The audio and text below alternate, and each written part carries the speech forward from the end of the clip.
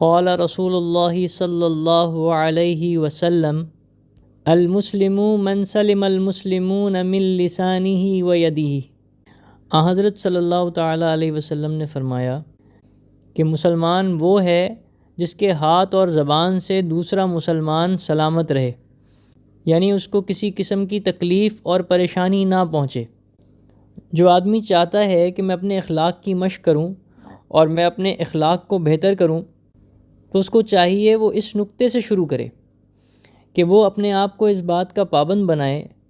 کہ میں نے کوشش یہ کرنی ہے کہ کسی بھی مسلمان کو میری ہاتھ اور زبان سے کسی قسم کی کوئی تکلیف نہ پہنچے۔ جب انسان اس کی مشق کرے گا اور اس کو مراقبے کی طرح اپنے اوپر سوار رکھے گا، تو ایک وقت ایسا آئے گا کہ انشاءاللہ اس کے اخلاق اس درجے بہتر ہو جائیں گے کہ وہ جو مسلمان اس کے ارد گرد ہیں ان کے حقوق کا خیال رکھے گا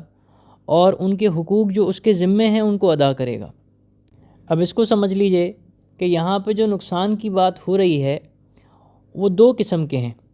ایک تو نقصان وہ ہے جو انسان دوسرے انسان کو اپنی زبان سے پہنچاتا ہے،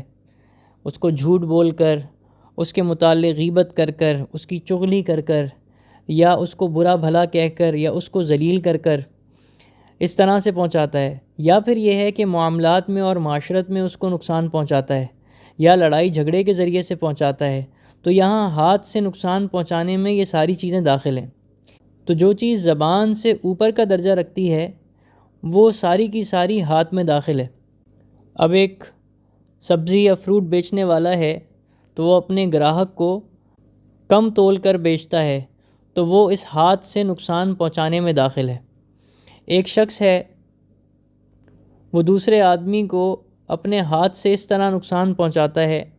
کہ اس کے ساتھ لڑائی کرتا ہے، تو وہ بھی اس ہاتھ سے نقصان پہنچانے میں داخل ہے۔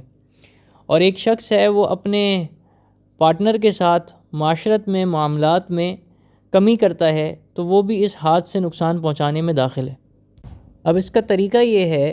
کہ ہمیں یہ چاہیے کہ ہم جب بھی کسی بھی معاملے میں مبتلا ہوں، یعنی مثال کے طور سے ہم کسی مجلس میں بیٹھ گئے، تو اس مجلس میں اپنے اوپر یہ فکر سوار رکھیں کہ یہاں پر میں نے اپنی زبان کی حفاظت کرنی ہے، اور کسی مسلمان کے لیے میں نے کوئی ایسی بات نہیں کرنی جس سے اس کی شان میں کسی قسم کی کوئی کمی آئے،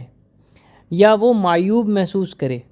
یا اس کو کسی قسم کی میری زبان کی بات سے تکلیف پہنچے۔ جب آپ اس مجلس کے اندر اس مراقبے کی کیفیت میں رہیں گے تو آپ کو یہ بھی خیال رہے گا کہ میں نے کسی مسلمان کے لیے کوئی جھوٹ نہیں بولنا۔ پھر آپ کو یہ بھی خیال رہے گا کہ میں نے کسی مسلمان کا عیب دوسرے مسلمان کے سامنے بیان نہیں کرنا۔ پھر آپ کو یہ بھی خیال رہے گا کہ مجھے کسی مسلمان کی غیبت نہیں کرنی۔ اسی طرح پھر آپ کو یہ بھی خیال رہے گا کہ میں نے کسی مسلمان کا مذاق نہیں اڑانا۔ تو آپ یہ اپنی عادت بنا لیں کہ جہاں آپ کے پاس دوسرا آدمی آ کر بیٹھے تو آپ نے اپنے نفس کو سب سے پہلی بات یہ سمجھانی ہے کہ یہاں پر میں مسلمانوں کی عزت کا امین ہوں۔ مجھے اللہ تعالیٰ نے اس آدمی کے سامنے کیا ہے، یا یہ اس آدمی میرے سامنے آیا ہے، مجھے اس آدمی کے سامنے کائنات کے سارے مسلمانوں کی عزت کا خیال رکھنا ہے۔ اور اسی طرح سے جب آپ کسی مجلس میں بیٹھیں جہاں لوگ زیادہ ہوں تو وہاں پر بھی آپ اس بات کا خیال رکھیں۔ البتہ اگر آپ کسی جگہ پر جائیں اور وہاں پہ کسی مسلمان کے متعلق کوئی غلط بات ہو رہی ہو، یا اس مسلمان کو زبان سے تکلیف پہنچائی جا رہی ہو،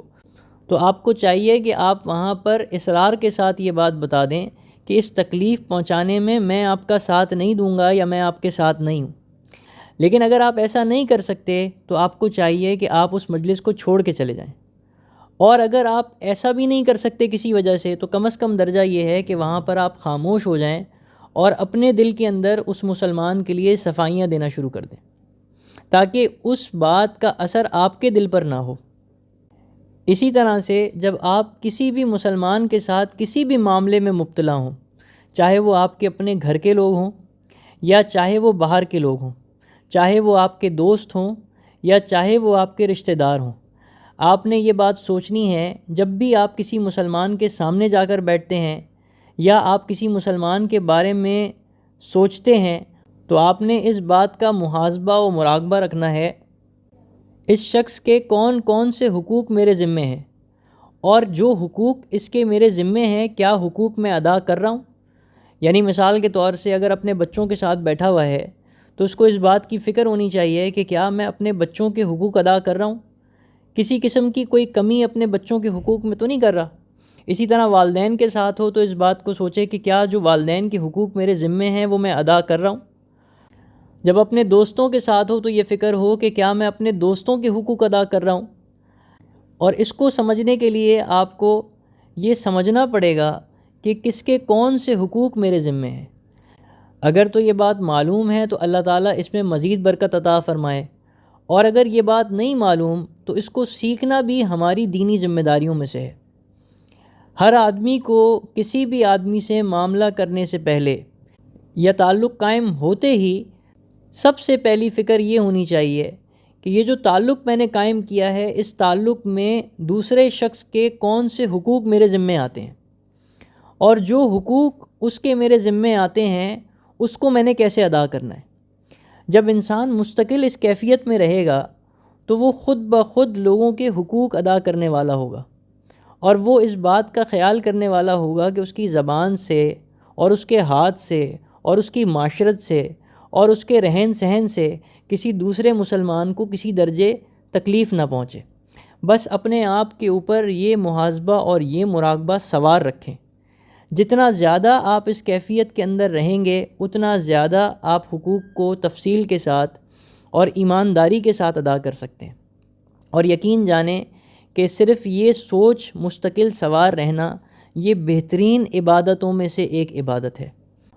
اور یہ مشق ہمیں اخلاقیات کی معراج پر پہنچا دے گی انشاءاللہ۔ بس آج کے زمانے کا ہمارا بحران یہ ہے کہ سارے انسان یہ چاہتے ہیں کہ ان کے حقوق ادا کیے جائیں، سارے انسان یہ چاہتے ہیں کہ وہ دوسرے انسان کے ہاتھ اور زبان سے محفوظ ہوں، ان کو دوسرے انسان کے ہاتھ اور زبان سے کوئی نقصان نہ ہو۔ یعنی وہ اپنے حقوق پورے ادا کروانا چاہتے ہیں، لیکن دوسری طرف ان کی فکر یہ نہیں ہے کہ ہم نے حقوق ادا کرنے۔ تو ہمیں سب سے پہلی چیز جس کی طرف اپنی توجہ کو منتقل کرنا ہے وہ یہ ہے کہ یہاں دنیا میں ہم حقوق لینے نہیں آئے